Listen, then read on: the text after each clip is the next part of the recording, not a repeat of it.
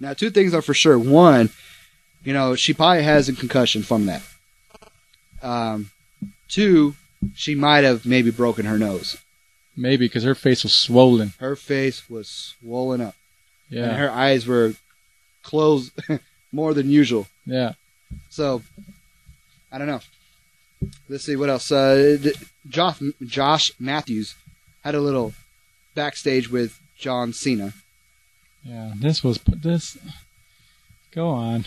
Yeah, Skip? Yeah, I mean, John Cena right now, he has nothing to say. No, he doesn't. I mean, he said a whole bunch of blah, blah, blah, blah, blah, and I didn't even understand what the hell he was getting his point to, because that didn't get me excited for WrestleMania, for SummerFest. It didn't get me excited for the main event. It didn't get me excited for anything. Like, dude, seriously, they got to help this character out. MVP versus Jack Swagger. Now, this match, I was kind of confused, and I texted you during this match. Yeah, you were like, dude, what's going on? Why are they having this match a week before SummerSlam? But look at the way they ended it. It was a classic ending. As I was texting you, I was watching it, and I was like, okay, never mind. It worked out great. I know what's going on. This match only took about 1 minute, and it was a disqualification, but it was a great heat getter. Exactly. It was a great storyline build up for SummerSlam. I applauded that match. I guarantee you weren't the only one feeling that way. I bet you everyone there at Raw was like, this match. And I can't wait to see this match. And bam, they cut it short, leaving you hanging. Yeah, I liked it. It was great. I liked it. And I can't wait to see this match. They show Freddie Prinze Jr. getting treatment, and he was heading back to the ring. Yeah, I'll go out there. Come on. They made a match. Falls Count Anywhere match. Yeah. And it was with Chavo Guerrero versus Hornswoggle for the 7th week in a row? Yeah. Yeah. And so Hornswoggle comes out, makes Chavo chase him backstage. Right. Looking for him. I mean, this match was pointless. The whole thing took about... I'm not even calling it a match.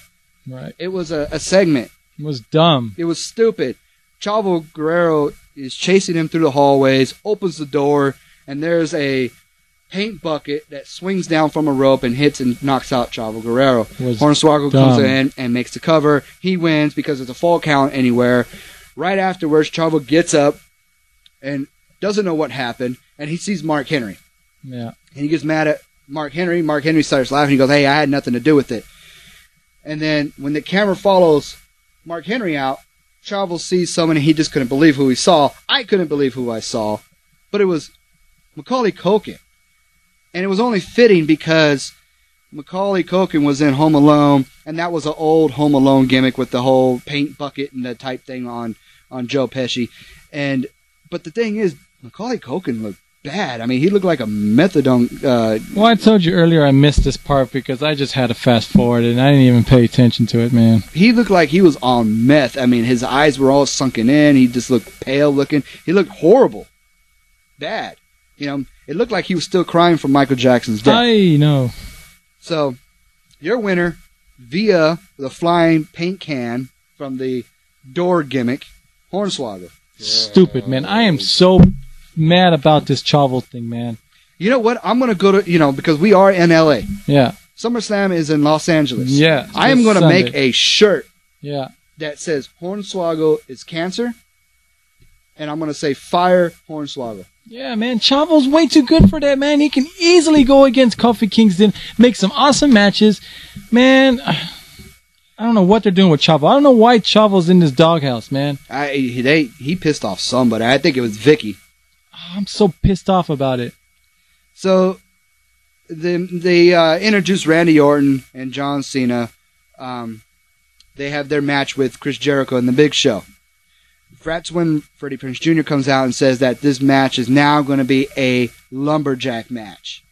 And he got all the faces from the roster out, and they surrounded the ring, which, if you notice, wasn't that many faces on outside. Exactly. The minute I saw Mark Henry and them come out, I mean, I turned it off, man. You know me and main events. I can't watch the main events. We've been saying that Raw is generally a heel-based brand, and they don't have that many faces. Well, it just goes to show you that they didn't really have that many faces. They didn't. They should have grabbed some people from the crowd or something. Yeah. You know what? I skipped over the DX, which I don't think I really did it on purpose, but doesn't matter anyways. DX sucks, DX man. I'm comes sorry. out. We might get a little heat for that, but you know what? DX sucks. They're past their prime. They're done. It's time to move on. Well, the reason why I wanted to bring it up was because Legacy looked really good. Yeah, they always look good. I've never had a problem with them, and they're always going to continue to get better. But you know what? It's not going to take DX to get them any better than what they already are. I just want to give props to Ted DiBiase Jr. Yeah. And the reason why is because he showed aggression, which looked very good. Good. Cody Rhodes, I like him too. Yeah. But I think he could step it up. He needs to step it up a lot because a lot of people like him. I mean, I can see why. He's getting better. I mean, but I think he's still got time, man. So let's go back to the main event, which was John Cena and Randy Orton versus Jericho in the Big Show. I like to call the New Colossal Connection. Right. Let's see. John Cena. I mean, they went into break right after the match started. Right. And then they showed John Cena getting thrown outside the ring, and all the faces, they just said, "Hey, what's up, buddy?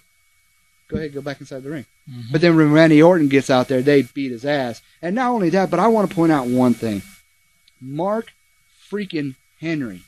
How strong is that guy? Guy's a beast, man. He picks up Randy Orton from a deadlift and just with ease, like if he was Hornswoggle. Yep. Just picked him up and just bench pressed him. He's a beast. I mean, like with ease. I'm telling you, should have been the title fight Summerfest. Yeah.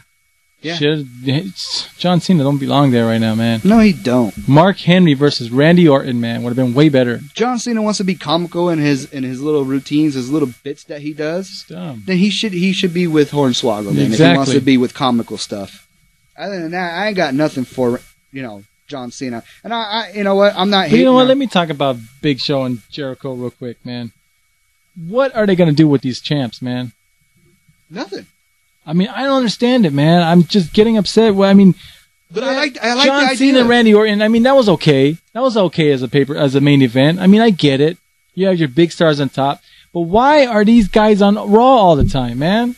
I like the idea that Big Show and Jericho are tag team champions and that they're going from Raw, both brands. Yeah, SmackDown and Raw. I understand. It's great. I like that. And I think that they should do that for all the champs. Too. Yeah, because when you got two champions on two different shows, you get rid of one belt. I understand what you're saying. I get that. I totally understand that. I like that. But the thing is, I haven't seen them get pushed. No. I mean, just because they're fighting Randy Orton and John Cena don't mean anything. Yeah. What is that doing for Crime Time? Nothing. What, they're going to show up Friday and push Crime Time against the barrier or something, or out the ring, and then they're going to say, "I'll see you Sunday," and that's it? And they're going to make that match look that good? Watch. It will.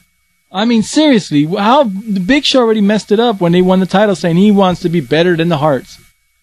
They have not done anything since they won that title to show that they're even coming close to tying their boots. No. Like, seriously, they need to step that tag team division up.